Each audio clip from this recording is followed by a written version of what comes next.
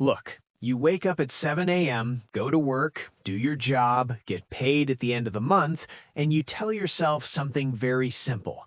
At least I have stability, a steady paycheck, a predictable routine, a safe job. That's the deal you've been sold your entire life. Work hard, stay loyal, climb the ladder, and eventually you'll be financially secure. That's the promise. But here's the problem. That promise is mathematically broken. Not emotionally, not philosophically, mathematically. Because if you actually run the numbers, the so-called safe job is one of the most financially fragile positions you can be in. My name is Jack, and I spend way too much time thinking about how people earn, lose, and misunderstand money. If you're someone who works hard, earns a salary, but still feels like you're not getting ahead financially, make sure to hit that subscribe button and give this video a thumbs up if this helps you out. Here's the thing. A job feels safe because the income is predictable, but predictability is not the same as security. In fact, in financial terms, predictability can be a weakness because your entire financial life depends on a single source of income, one employer, one paycheck, one decision that you don't control. If that disappears, your income goes to zero instantly. That's not safe. That's concentration risk. In investing, putting all your money into one stock is considered extremely risky. But when it comes to income, most people do exactly that. They put 100% of their earning power into one source, their job, and call it stability. Now let's talk numbers. The average annual salary growth in many developed countries is around 2 to 4%, some years higher, some years lower. Inflation, on the other hand, has averaged around 3 to 8% in recent years, depending on region and category. That means in many cases, your real income, adjusted for inflation, is either flat or decreasing. So even if your salary goes up, your purchasing power does not. You're working more, earning more on paper, but effectively standing still or moving backward. Here's what most people don't realize. Your job is not designed to make you rich. It's designed to make you useful. Companies optimize for efficiency, not your financial independence. Your salary is calculated based on market rates, not your personal goals.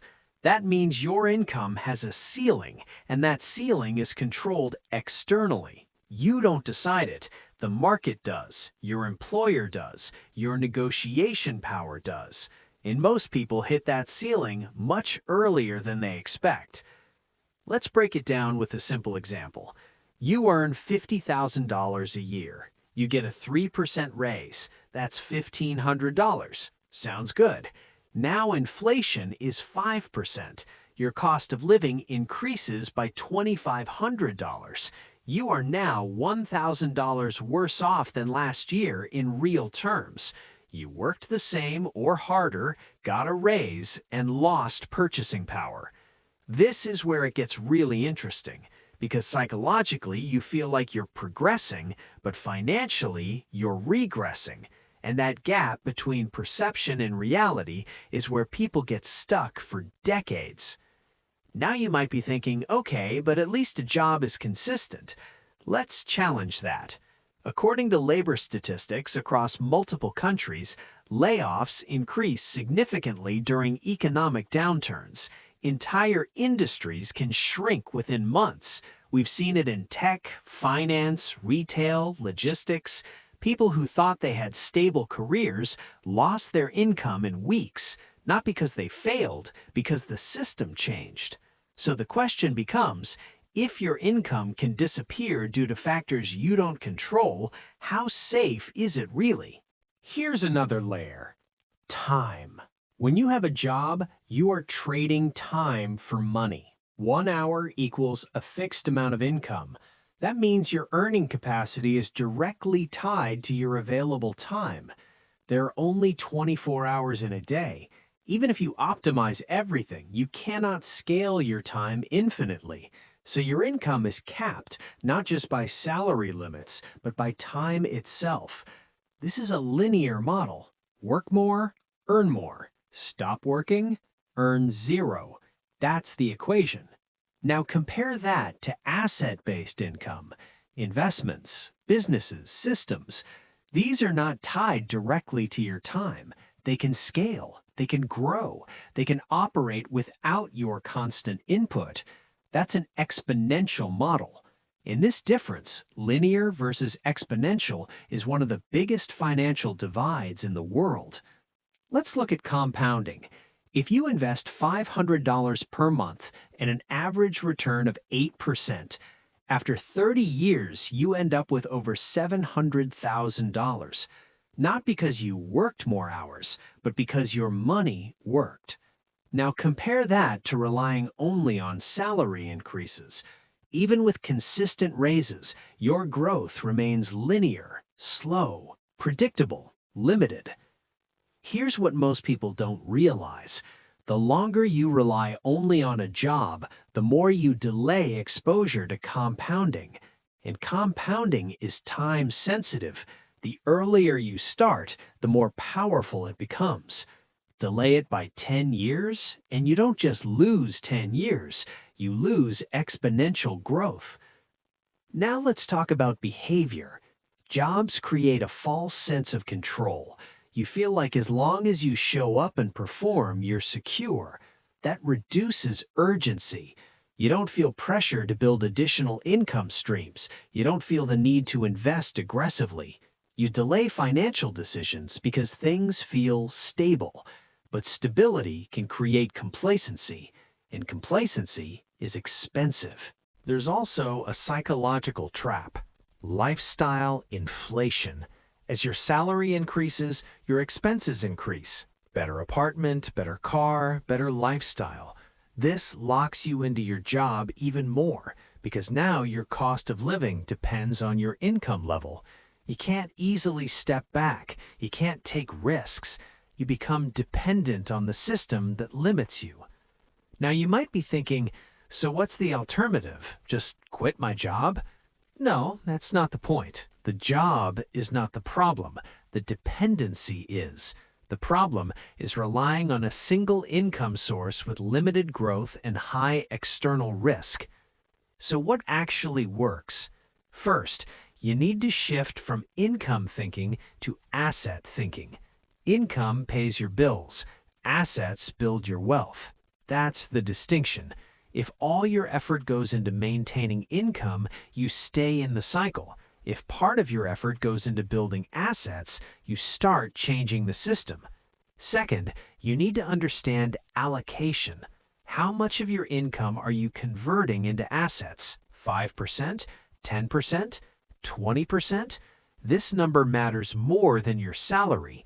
Someone earning $60,000 and investing 20% consistently will outperform someone earning $100,000 and investing nothing, because one is building assets, the other is maintaining lifestyle. Third, automation. The less you rely on decision-making, the better. Set up automatic investments. Remove friction, because consistency beats intensity. You don't need perfect timing. You need repeated action over time. Fourth, diversification of income. Not just investments, but income streams, side income, freelance, digital assets, anything that reduces reliance on one source. Even small additional streams reduce risk significantly. Now let's address the objection. I don't have enough money to invest. That's not entirely true. It's often not about amount, it's about structure. Even $200 per month invested consistently can grow significantly over time. The issue is not starting big, it's not starting at all. Here's another objection. I'll invest later when I earn more. That's statistically one of the most expensive decisions you can make because you're losing time, and time is the main driver of compounding. This is where it gets really important. Wealth is not built by income alone. It's built by the relationship between income, expenses, and assets. If your expenses grow with your income and your assets stay low, you stay stuck regardless of how much you earn. So the goal is not just to earn more, it's to convert income into systems that generate more income. Let's simplify everything into one model. Job equals linear income. Assets equal exponential income. Job equals time dependent. Assets equals scalable. Job equals external control. Assets equal internal control. When you rely only on the first, you limit yourself. When you build the second, you unlock growth. And this is the shift most people never make, not because they can't, but because the system feels comfortable enough to stay in. But comfort has a cost, and that cost is time, opportunity, and long-term financial freedom. So if you want a practical framework, here it is. Keep your job, use it as a base, but don't treat it as your strategy, treat it as your funding source. Take a percentage of your income and consistently convert it into assets. Increase that percentage over time. Reduce unnecessary expenses that don't contribute to asset growth. Focus on long-term compounding, not short-term gains. Because at the end of the day, the safest financial position is not having a stable job. It's having multiple income sources, growing assets, and systems that work even when you don't. That's real security. Everything else is just a well-structured illusion.